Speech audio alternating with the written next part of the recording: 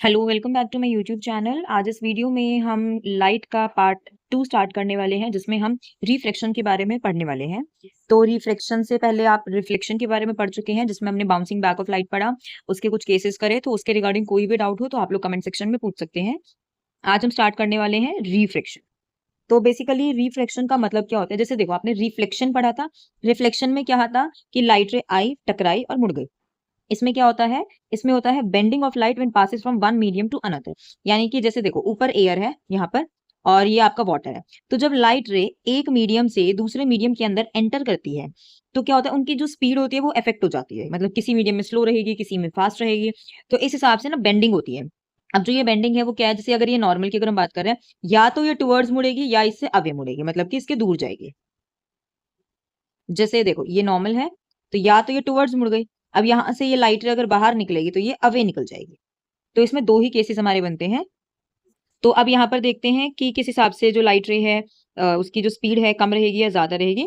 तो इसके लिए हमें यहाँ पर पढ़नी है दो टर्म्स। फर्स्ट है आपका रेयरर मीडियम। रेयरर का मतलब क्या होता है? जिसके अंदर जो लाइट की स्पीड है वो ज्यादा होती है। यानी कि एक तरह से ये लगा लो, जो हल्का है। हल्का मतलब जहां पर मॉलिक्यूल्स के बीच में स्पेस ज्यादा है, तो लाइट आराम से ट्रैवल कर सकती है। जैसे एग्जांपल देखेंगे, जो एयर है, वाटर की कंपैरेटिव हल्की होती है ना, एयर के पार्टिकल्स के बीच में स्पेस होता है, तो वो इजीली वहां से ट्रैवल कर सकती है एज कम्पेयर टू वाटर।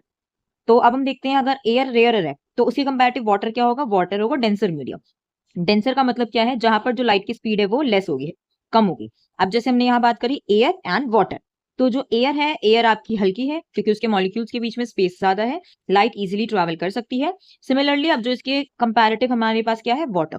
तो वाटर क्या करेगा? वाटर में मॉलिक्यूल्स, लिक्विड के जो मॉलिक्यूल्स होते हैं उनके बीच में as compare to gases space कम होता है, तो यहाँ लाइट की जो स्पीड है वो कम हो जाएगी।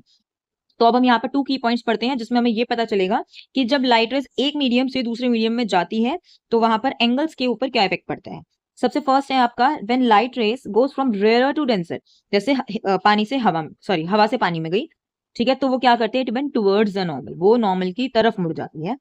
अब हम डायग्राम में देखेंगे, जैसे कि देखो, ये आपकी इंसिडेंट रे है, तो एक्चुअल में इसको इस पाथ पे जाना चाहिए था, पर क्या हुआ? ये रेयर से डेंसर की तरफ मुड़ जा रही थी, तो इस वजह से जो लाइट रे है वो टुवर्ड्स द नॉर्मल बेंड हो गई। मतलब अपने एक्चुअल पाथ पे जाने की बजाय वो बेंड हो गई वहां से। ठीक है। अब इसका जो हम केस टू है वो देखेंगे।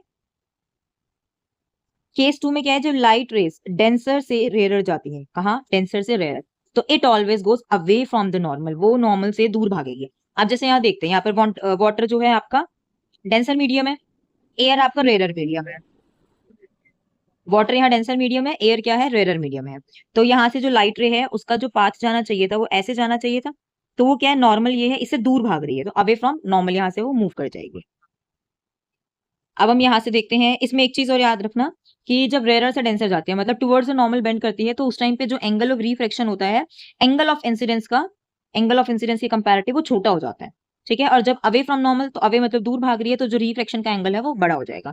तो यहाँ पर हमने इसका इंट्रोडक्शन कर लिया है, इसके बाद हम इसके कॉजेज और जो भी इसके केसेस होंगे उनके बारे में बात करेंगे।